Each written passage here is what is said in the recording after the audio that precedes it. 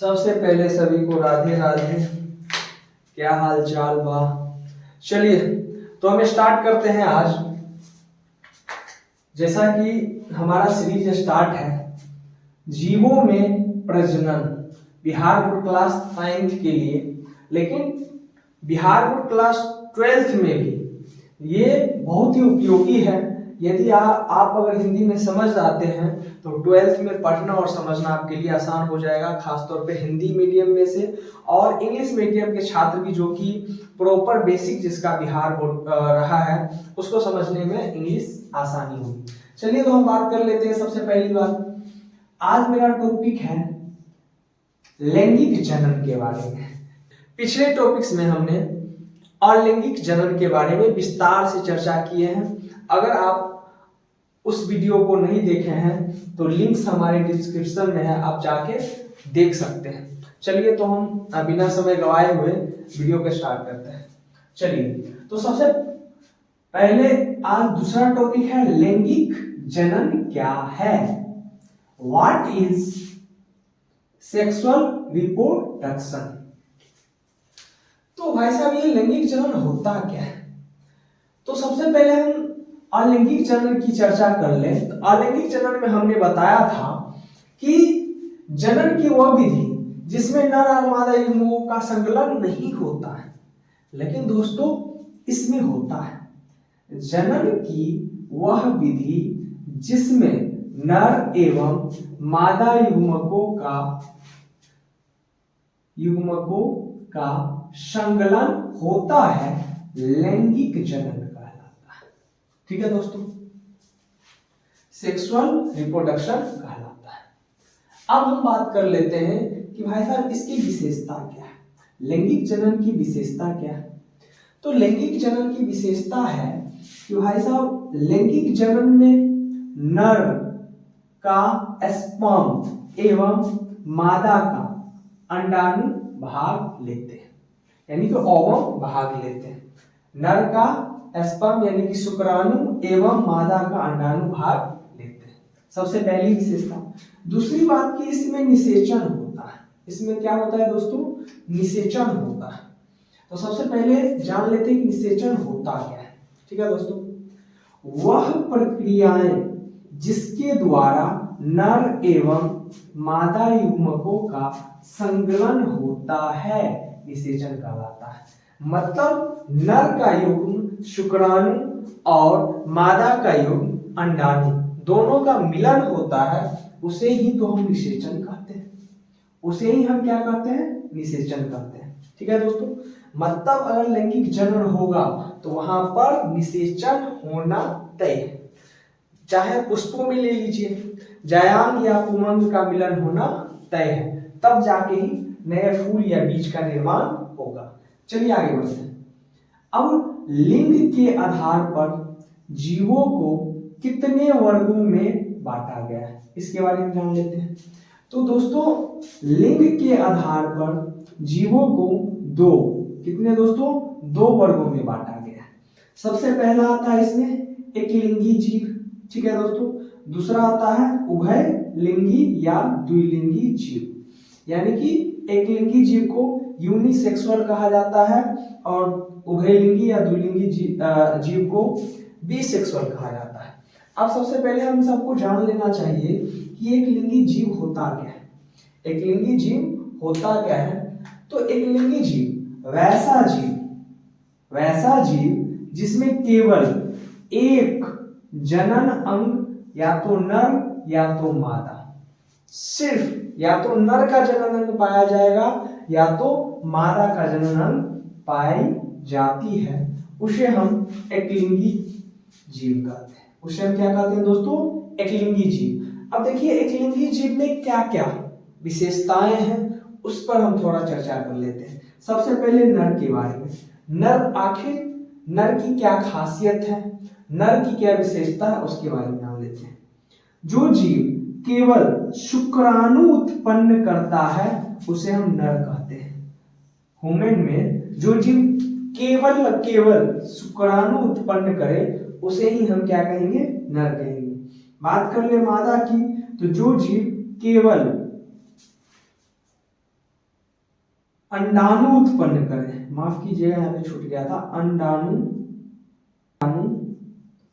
उत्पन्न करती है मादा कहलाता है। क्या कहलाता है दोस्तों?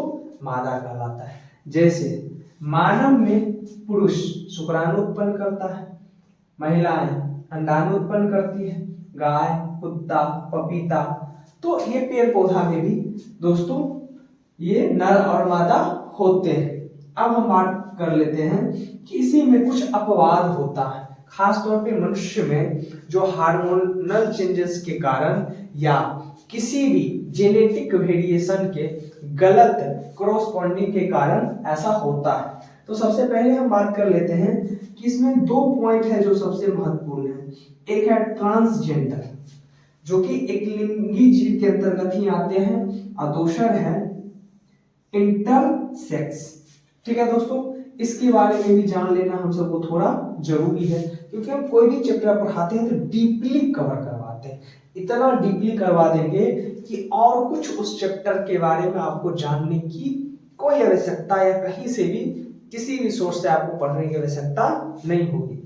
इसीलिए हम कहेंगे कि यदि आप 10th और 12th के स्टूडेंट हैं तो मेरे चैनल विशाल सक्सेस पाथ को जरूर सब्सक्राइब करें। क्लास 10th और 12th के रूटीन के साथ तैयारी किया जाता है। चलिए तो हम बात कर लेते हैं ट्रांसजेंडर क्या होता है। जिनकी लिंग पहचान जन्म के दिए गए लिंग से अलग हो, मतलब कि ट्रांसजेंडर उसे कहेंगे पूरा बॉडी का संरचना जो है अगर पुरुष रहेगा तो उसका लिंग फीमेल वाला आ जाएगा। अब ये सब कारण जो है बायोलॉजी में आप डीपली गुणसूत्र के बारे में पढ़िएगा तो आपको पता चलेगा, खासतौर पे 12th में।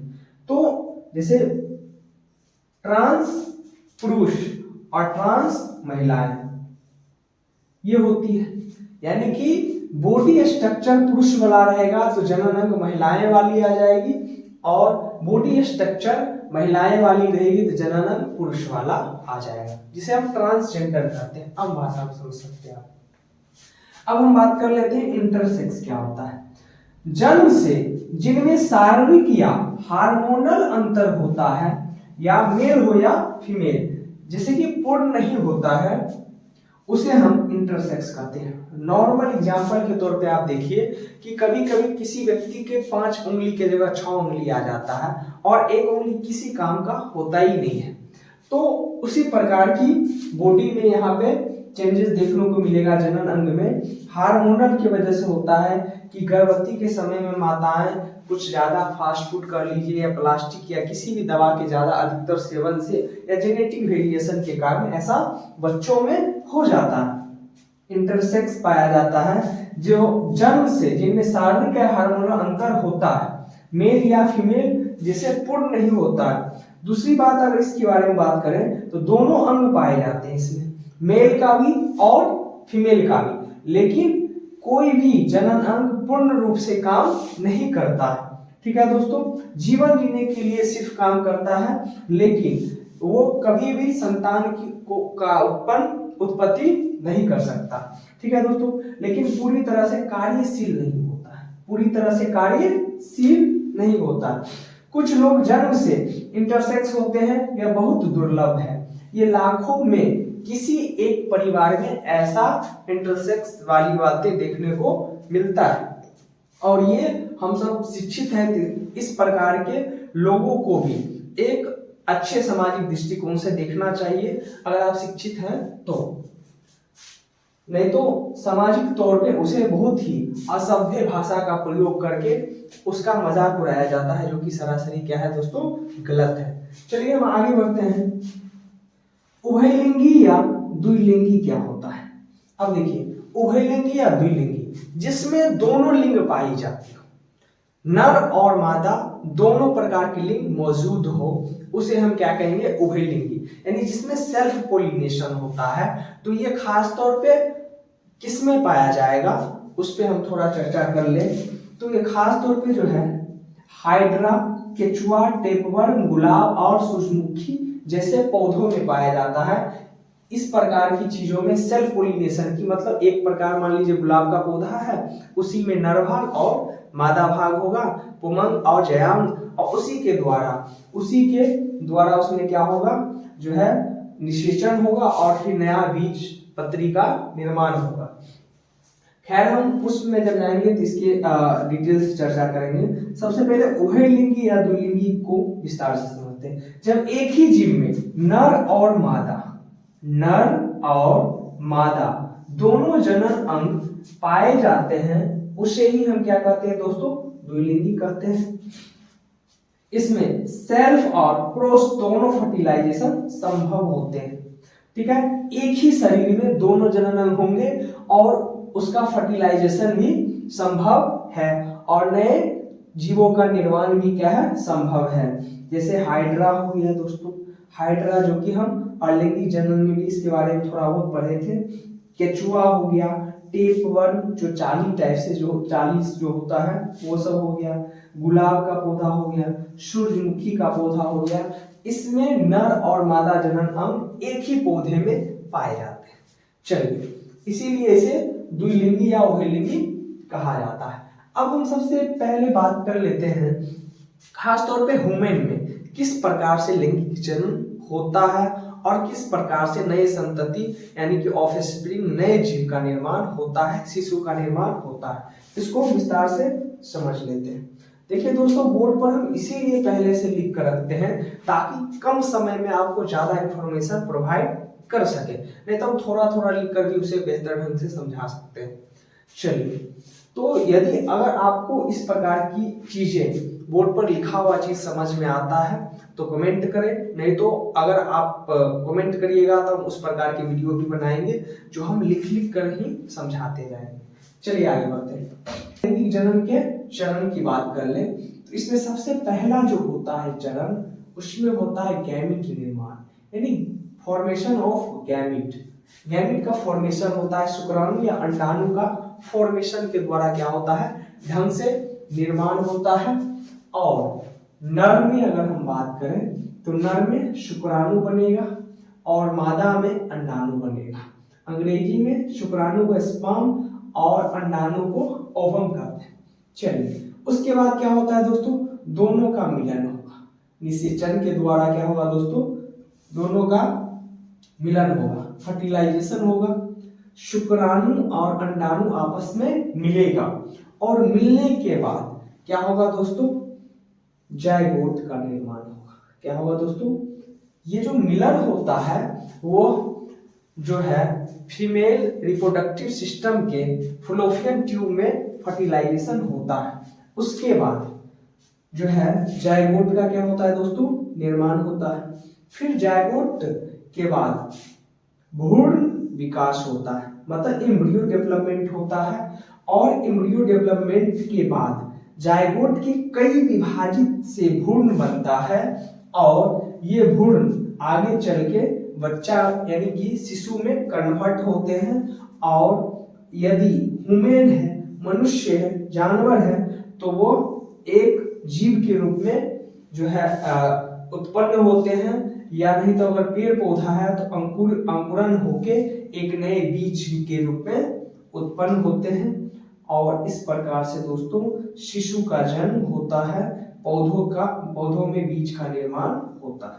तो ये था जो है लैंगिक जनन के कुछ चरण। ठीक है दोस्तों, तो खास तौर पे आप सबसे एक रिक्वेस्ट है कि ये जो मेरा एजुकेशन है ये हम बच्चों को फ्री प्रोवाइड करने की कोशिश कर रहे हैं जहां तक हमसे बन सकता है। खास तौर पे बिहार बोर्ड क्लास 10th और क्लास 12th के स्टूडेंटों के लिए साइंस में इससे बहुत ज़्यादा मदद मिलेगी। और हम धीरे धीरे करके, क्योंकि हमें ऑफलाइन क्लास भी लेना पड़ता है, मेरा सिर्फ T10 क्लास चलता है जिसमें सिर्फ हम बिहार बोर्ड के 10 बच्चों को पढ़ाते हैं और 10 का 10 बच्चा अच्छे मार्क्स से बिहार बोर्ड में पास होता है। आज तक फेल होने का रिकॉर्ड नहीं है, आप पता कर सकते हैं और मेरे फेसबुक पे भी इसका रिसर्च कर सकते हैं।